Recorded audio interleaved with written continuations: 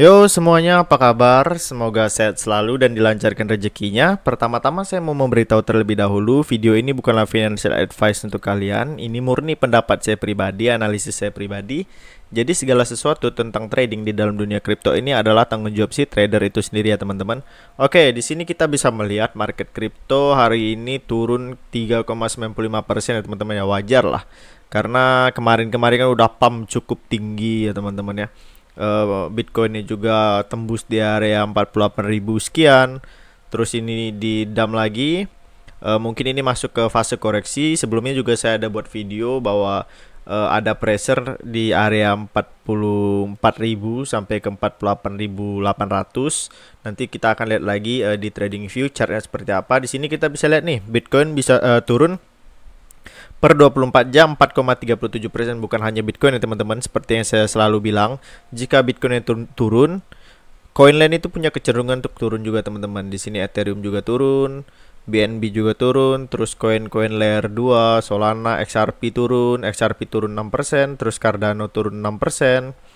Dogecoin turun 6%, 6,5%, Shiba Inu malah turun 8,37%. Di sini kita lihat koin Baby Doge juga nih teman-teman, apakah dia turun terlalu jauh apa tidak. Kita coba lihat bersama dulu. Sini. Terus nah dia turun 8,39%. Rata-rata koin meme ini turunnya cukup dalam ya teman-teman ya. Sebelumnya di harga tertingginya di 0,39 sekian. Di sini juga ya kita bisa lihat lah, per satu hari ini turunnya cukup lumayan lah teman-teman ya. Sekitar 8% dari aset teman-teman, lumayan lah. Tapi dari kemarin kan udah dikasih tahu bahwa ada fase koreksi, ya wajar lah ya. Chart yang namanya chart naik, setelah itu koreksi, naik lagi, koreksi, atau koreksi lagi, nanti naik lagi sebentar baru turun lagi, ya itu fase bullish dan bearish lah teman-teman ya kira-kira. Di sini kita bisa lihat untuk Bitcoinnya sendiri per 24 jam turun 4% ya teman-teman ya. Harga tertingginya hari ini ada di 47.500. Sekarang area terendahnya 44.400. Seperti yang saya katakan kemarin, ada pressure di area 44.000 sampai 48.000 teman-teman. Jika Bitcoin ini mampu tembus di area 48.000, 48.800 lah aman ya teman-teman. Itu adalah sentimen yang bagus sekali ya teman-teman, untuk teman-teman mulai pasang posisi. Saya juga lagi mengincar area itu, tetapi sekarang lagi didam lagi. Semoga ini bukan April move ya teman-teman ya, bukan bull trap seperti sebelumnya area 45.000 terus didam. Ini udah naik ke area 47.000 terus didam. Dan sebelumnya juga nanti juga ada berita-berita terkait mengapa ini bisa turun, mengapa sentimennya ngedam, ada apa ya, pasti ada berita-berita yang negatif lah jika koin-koin ini lagi turun. Nanti kita bahas sama-sama. Di sini juga ada informasi terkait teknikal ya teman-teman dari Cointelegraph. Di sini kalian bertanya sebenarnya itu kita gimana kok bisa dump di awal April, malah baru 1 April udah di dump merah, tetapi tidak cukup dalam menurut saya. Jadi memang dari berita di Cointelegraph ini sebenarnya kita juga tidak perlu terlalu percaya 100% semua, karena ini kan analisis, bisa salah bisa benar, pasti bisa dibuat sama beberapa institusi ya teman-teman. Cuman bisa kita jadikan salah satu referensi lah untuk menambah wawasan kita. Intinya di sini Bitcoin memang sekarang menguji level support ya teman-teman ya. Dimana sebelumnya prediksinya itu level supportnya dia ada 45 ribuan lah teman-teman ya. Tapi memang udah breakdown lagi sampai ke 44 teman-teman lihat tadi, yang 44 sekian lah teman-teman. Di sini teman-teman kita udah memasuk ke fase bear lagi atau tidak. Kalau dari analis pasar dan juga analis lainnya, dia memang bilang kalau sekarang ini rata-rata Bitcoin itu masih berpotensi untuk terkoreksi ya teman-teman ya, sampai level 42 dan juga 45 nih teman-teman. Kalau melihat dari rata-rata pergerakan eksponennya moving average ya teman-teman, karena ada di fase sideways, menurut dia level support si Bitcoin ini ada di 42 sampai 45 teman-teman. Kalau menurut dari BTC ini, dia membandingkan antara pola di tahun 2012 dan juga di tahun 2022 ini teman-teman, di mana Bitcoin itu biasanya mengalami sideways dulu untuk bisa melanjutkan peningkatannya selanjutnya. Jadi bisa dikatakan koreksi lah sama sekali polanya di sini, di mana di tahun 2012 ini sudah mencapai ATH, terus koreksi sideways beberapa waktu di sini, kemudian pergerakannya lebih seperti cangkul yang lebih, badan dan kepala cangkul lebih smooth ya teman-teman. Ini menandakan kalau ini udah mulai ke atas ya RSI-nya. Cuman bedanya RSI-nya itu sempat overbought ya teman-teman. Oversold teman-teman. Oversell, terlalu banyak penjualan. Ini masih di dalam fase range umum lah teman-teman ya. Seperti yang saya katakan beberapa kali bahwa jika RSI-nya ada di atas ya itu punya potensi turun.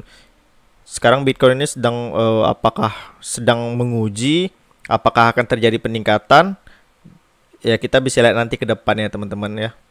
Terus di sini percaya kalau Bitcoin itu bakal bergerak lambat dan mungkin stabil seperti di tahun 2012 ya teman-teman. Seperti altcoin itu bakal menggila teman-teman. Maksudnya itu mungkin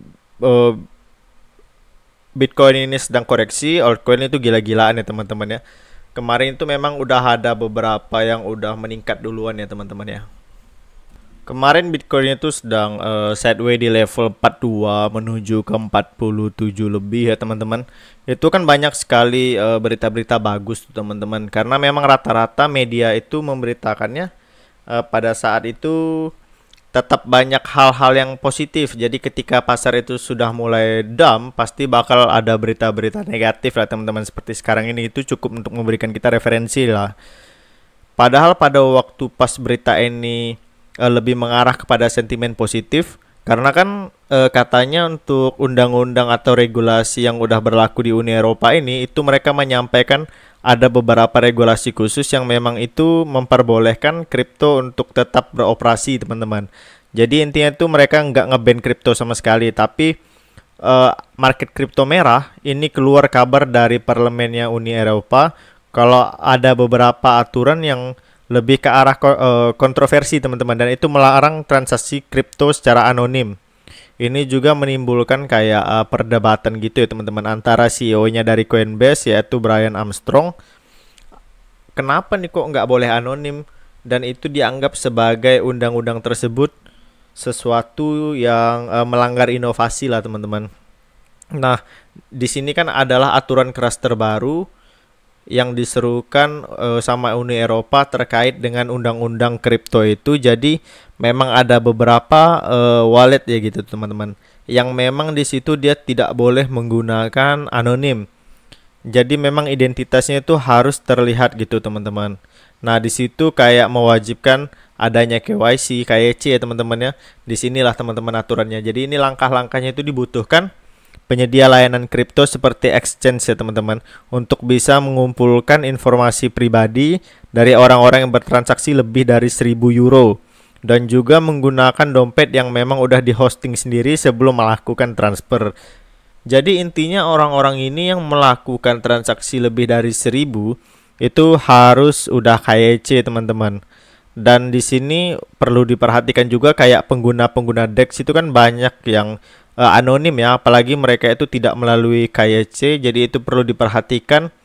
Di sini juga timbul perdebatan dari CEO-nya Coinbase yaitu Brian Armstrong. Dia bilang kalau undang-undang terbaru itu adalah anti inovasi, anti privacy dan juga anti penegakan hukum, dan memang di sini menurut dia seharusnya kripto itu tidak diperlakukan seperti itu, karena memang secara dari keseluruhan kripto beda sama mata uang yang beredar teman-teman. Seperti itu, kripto kan berbasis desentral, jadi tidak ada yang mengatur, tidak bisa disamakan seperti uang di negara-negara mata uang yang berlaku di negara-negara lain seperti itu teman-teman.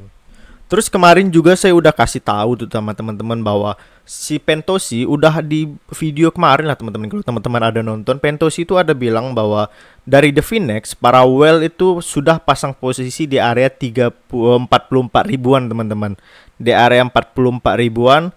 Terus di area yang kuning-kuning ini adalah area 48.500 ini. Kalau teman-teman nampak 48.500 ini adalah mereka untuk take profitnya. Mereka udah pasang stop loss gitulah teman-teman bahasanya.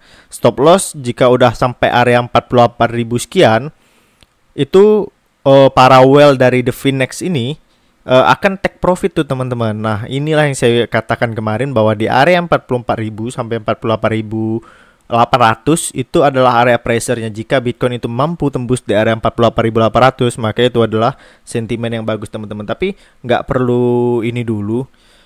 nggak perlu ragu dulu sekarang ya teman-teman, karena wajar lah sekarang kan lagi koreksi dulu, mungkin koreksi ke area 44.000, nanti ada dari Pentosi juga ngasih tahu area 44.000 terus naik lagi seperti itu teman-teman. Nanti kita bahas sama-sama teman-teman.